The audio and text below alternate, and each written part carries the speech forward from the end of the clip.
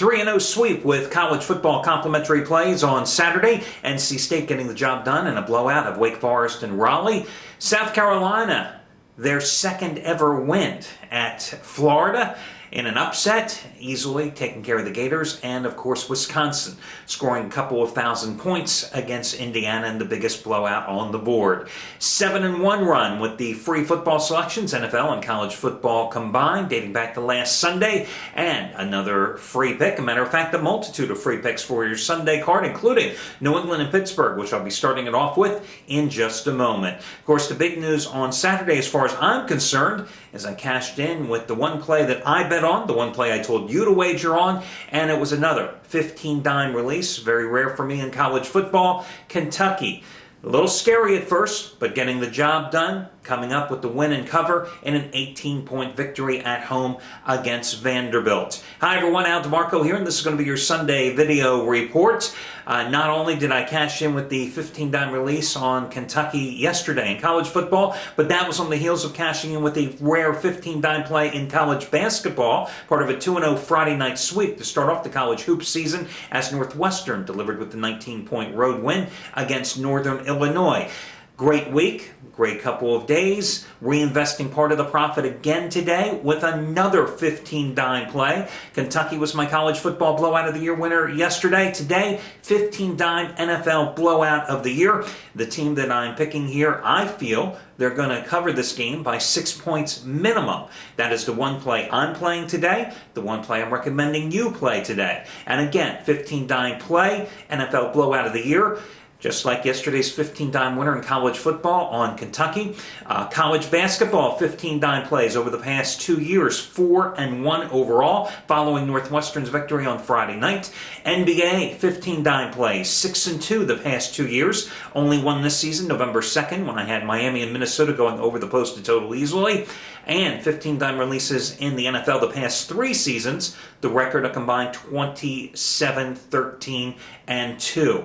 That is what I've got going for today. Hi everyone, Al DeMarco here, and let's get busy now with your complimentary selections. First pick is going to be the Pittsburgh-New England game, the Sunday night contest. You know, the Steelers are a 4.5-point chalk at home in this one, coming back after a grueling 3-game road trip in which they were fortunate to win 2 out of 3, barely getting by Miami thanks to that controversial call on Ben Roethlisberger's dive in the end zone that was called back, but gave the Steelers a second life because it allowed them to retain possession despite the clear fumble and eventually kick a field goal that won that game for them on the very next series.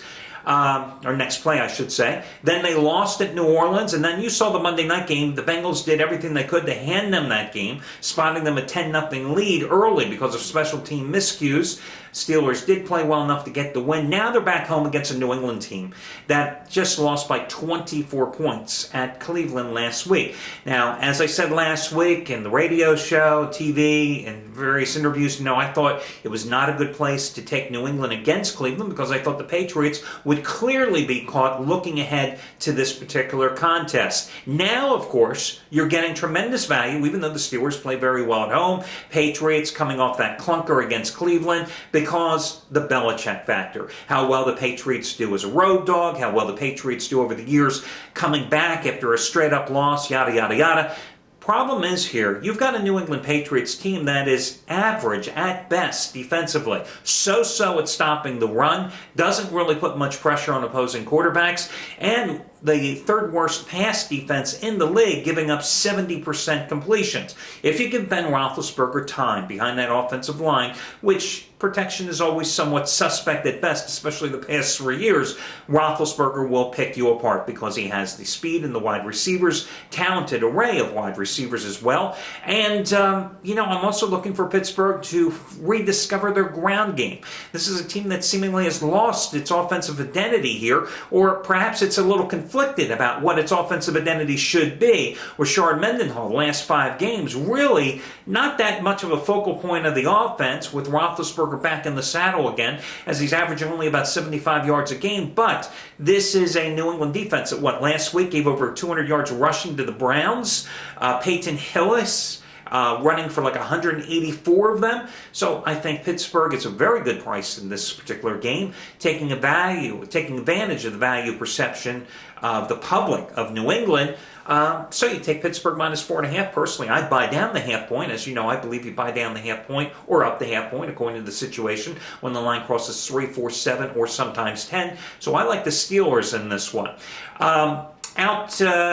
Your mid-afternoon game between the Giants and Dallas. I'll tell you, I would have laid 17, 21 points, anything you wanted with the Giants, if not for the fact that Jerry Jones canned Wade Phillips and made Jason Garrett the offensive coordinator, the new head coach. It's not that the Cowboys have changed personnel. It's not like suddenly they're going to start playing that much better. But, I just don't feel that good about them now that they've got a new man in charge. I mean, they played a lethargic game against Green Bay, losing that one last Sunday 45-7, a game in which it simply looked like they quit. I don't expect them to suddenly come out and play like gangbusters today. I don't think the New York Giants are going to get caught looking ahead to next week's game with Philadelphia either.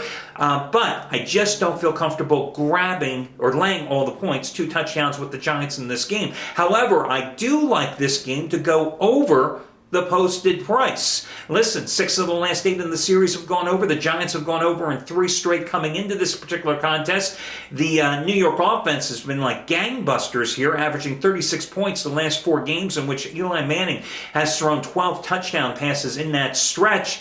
Last 3 games in this series, the Giants have scored 41, 33, and 31 points. So I say for your free pick, play the Giants and Dallas over the posted total. Your other free selection on the early card, big NFC North battle between Minnesota and Chicago. The Vikings darn lucky against Arizona last week. I mean, statistically, if you looked at the box score, and I didn't tell you the final score, you'd see that they held Arizona to the low 200s in total offense by putting up over 500 yards on the board, and Brett Favre with a career record for him, 446 yards passing and 2 touchdowns. But then, of course, you'd have to look at the line score in that game and see that Minnesota was down by 14 points with 4.5 minutes to play in regulation before forcing overtime and escaping with the victory. But with consecutive division games against the Bears today and the Packers coming up, they could be evening their record at 5-5 and get right back into the playoff hunt. The Vikings need to win this game. I think they will today. Listen, this Chicago team was lucky to beat Buffalo in Toronto last week by a field goal.